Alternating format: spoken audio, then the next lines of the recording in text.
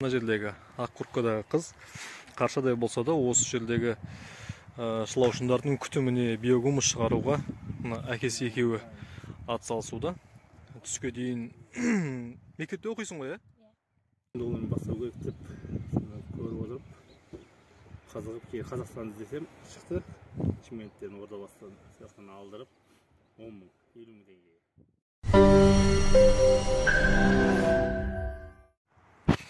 Мінекей әлеуметтік желі қолданушылары Келес ауданы Қошқарат ауылдық округі Бесқұбыр елді мекеніндегі биореакторлерді биогумус шаруашылығымен айналысып жатқан семьямен жүздесуге келдік. Мына жердегі ақ курткадағы қыз қаршадай болса да осы жердегі шылаушындардың күтіміне биогумус шығаруға әкесі екеуі атсалысуда. Түске дейін мектепте оқисың ғой, Түстен кейін мектепте оқисың, түске дейін осы әкеңмен жұмыс істейсің осы жерде, дұрыс па? Қалай, қиын емес па жұмысы? Жұмыс өте қиын емес. Дәл қазіргі таңда процесс айтып берші, не болып жатыр, не істеп жатсыңдар жалпы? Біз күнделікте биогумусты аударып, тамақ беріп, оларды өсіріп, көбейтуге атсалысамыз. Мына жердегі мынау не бұл, жаңадан корм салып жатсыңдар ма бұл жерге? Иә, бұл жерде оларға жаңадан тамақ, бұл компост, олардың өздерінің жаңа тамақтары болып келеді. Оларға компост және көкөністердің сырттарын беріп күнделікті тұрамыз. Компост қалай жасалынады? Компостқа ол 4 түлік малдың қиығымен және әртүрлі шөптер қоямыз.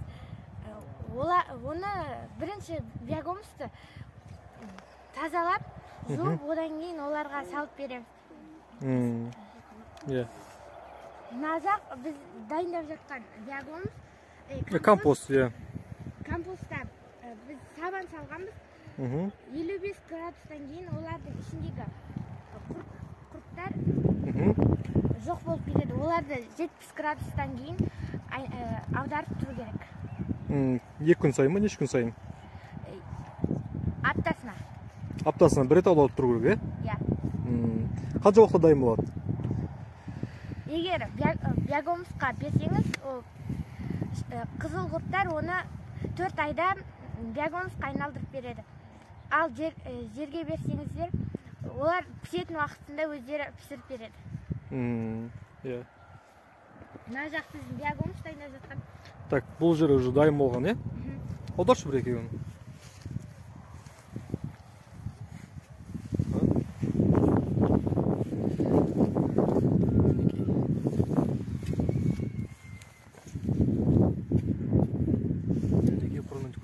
Мына біздің қызыл құрттар осы биогумусты жасайтын. Тығыздығы қалай, жақсы ма негізі өзің бағың бойынша? Иә, өте жақсы.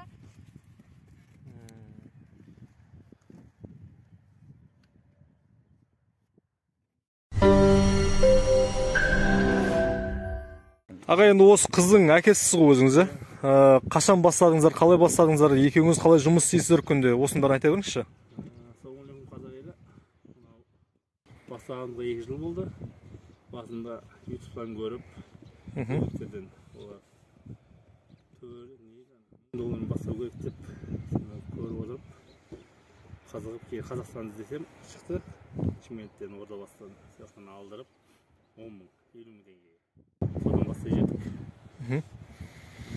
Қазіргі таңда қанша квадрат шылаушындарыңыз бар? 500 квадрат. 500? Оны бір жылда 1 квадрат 1000 квадратқа жеткізу болады. Қатты көбейеді.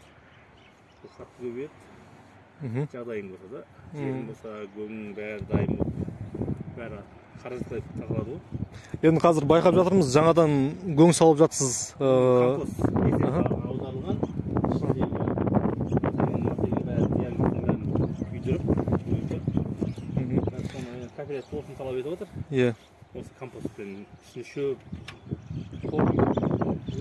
зиян нелер бар, бәрін күйдіріп, енді осындай бар компостта. Алдын бірінші басында қам көңмен себеді. Шөп шығады. Иә. Бұдан енді шықпайды. Енді аға барлығының көксегені пайда ғой. Қанша пайда таптыңыз? Бұған олатыр ғой. Несі литрі биогумусын 70 теңге. Енді шамамен? Биылға бір 3 миллионды саттым ғой. 3 миллион теңге дей. Солша сатқан жоқ. Былтыр 1,5 миллионға ма биогум сатқанбыз. Шылау үшін? Солша сатқанбыз. Биыл уже только биогумс қойттық. Енді мына қызыңыздың арқасына келіп отырмыз ғой. Енді қызыңыз қалай жұмыс істейді, режимі қалай деген сияқты? Жұмыс арасында жүр. Ертең көмектесіп, балам, главный. Осы елдің жерде. Бастым жерімізді құнарландырып, аласа бәр жер өліп бара жатыр дейді ғой, не дейді? Деградация деген сондай ұрыш алады дейді. Деградация. Сондай нәрсеге. Соны құнарландырып, бәрі химия салып жатыр. Литраны норманы көп беріп жатыр ғой адамдар. Өлтіріп болмай жатыр. Өзіңіз енді жалпы салып көрдіңіз ба негізі? Былтыр дарбыз шығарғанбыз. Қалай болды? Хит болды ғой. Дәмі қалай? Дәмін айта алмайсың ғой. Ондай дарбыз жемеген едім. Пәленбай жылдан бері жемеген едім. Ондай дарбызды біраз сөйледі. Ютубта да жүр дарбыз, мен дарбызын. Инстаграмда да жүр. Бәр жерге салып. Өзіміздің группаға екі әдемі жібергенбіз. Группам бар, қазір бердім деген. Соларға жіберіп. Жаңа жақта мен таза өнімді кім жегісі келмейді? Жесең қазір химия. Жесін азот фильтрларын барып бездерге жиналып не болып жатыр ғой. Болды аға. Толық ат жөніңіз?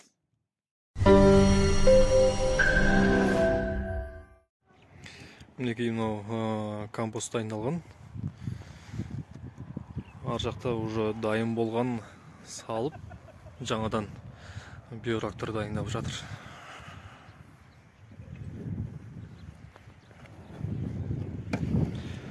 Көке қанша айдың қызы бұл? 55-тен кейін.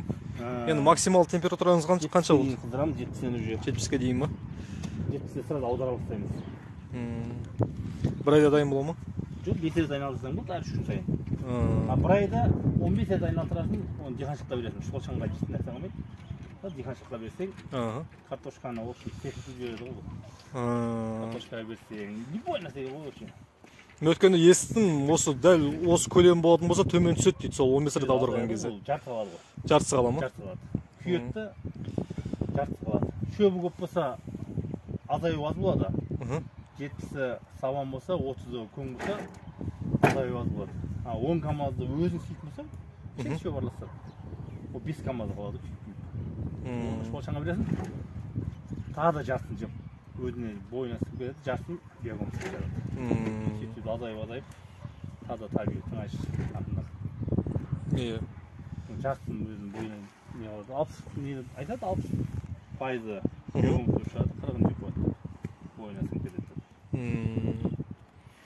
Сонда шылаушынға беруге 5 рет аударған жеткілікті? 5 рет аударасың, уже шала дайын болады да, уже 15 рет айналдырып, таза қойса, неге қамайды уже шолшандағы да. Уже прямо огурцқа бере берсе, өте пайдалы. Шөп шықпайды? Шөп шықпайды. Зиянкестен бәрі кетеді, үйілбестен кейін. Иә. Қолсыздан күйіп қалады ішінде. Өте пайдалы нәрсе ғой. Енді біліп, көзіміз ашылып жатыр ғой. Құдай қаласа биыл дарбыз ектік. Ютубқа салып отырамыз ғой. Қай канал? Агробизнес. Агробизнес. Шолшан қожалық деп жаздым ба? Агробизнес.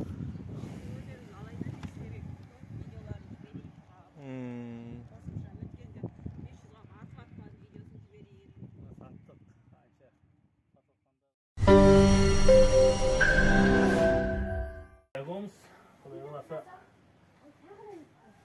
алдыңызға көрсетейін ба? Жоқ, өзім түсіріп аламын. Тұра тұрыңыз, қолыңыздан не тұрғанын түсіріп алайын.